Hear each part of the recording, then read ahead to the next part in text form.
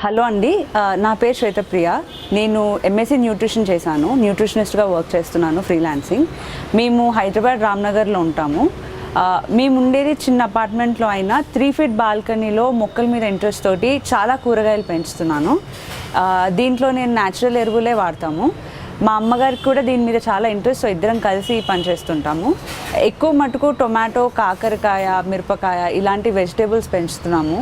చాలామంది ప్లేస్ లేదు అన్న రీజన్ తోటి ఎక్కువ ఇంట్రెస్ట్ చూపించట్లేదు. కానీ అపార్ట్మెంట్ అయినా కూడా మనకున్న కొద్ది ప్లేస్లో మనం మొక్కల కోసం కొంచెం ప్లేస్ కేటాయించి న్యాచురల్గా మన ఇంట్లోనే కూరగాయలు పండించుకోవచ్చు.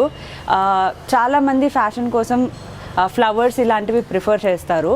కానీ మనము వెజిటేబుల్స్ పెంచుకోవడం వల్ల మనకి న్యాచురల్గా మనమే మన ఇంట్లో ఎరువు తయారు చేసి పెంచుకోవడం వల్ల అది చాలా హెల్దీ అండ్ న్యూట్రిషియస్ ఫుడ్ కూడా దొరుకుతుంది మనకి.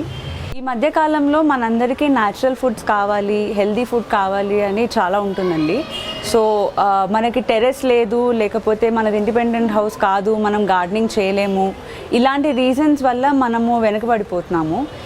లేదండి, ఇప్పుడు మీరు చూస్తున్నట్టు మాకున్న 3 feet బాల్కనీలో మేము ఎలాగైతే చేయగలుగుతున్నామో, ఇంట్రెస్ట్ ఉంటే మనం చిన్న ప్లేస్లో అయినా అలా న్యాచురల్ ఫుడ్స్ని పెంచుకునే అవకాశం చాలా ఉంటుంది.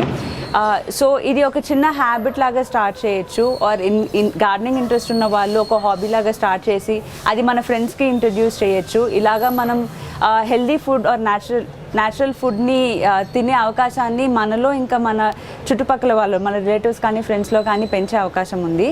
సో మీరు కూడా ఒక హ్యాబిట్ లాగా స్టార్ట్ చేసి మీ ఫ్రెండ్స్కి వీళ్ళందరికీ కూడా సజెస్ట్ చేసి హెల్దీ అండ్ న్యాచురల్ ఫుడ్ తింటారని అనుకుంటున్నాను. All the best and thank you.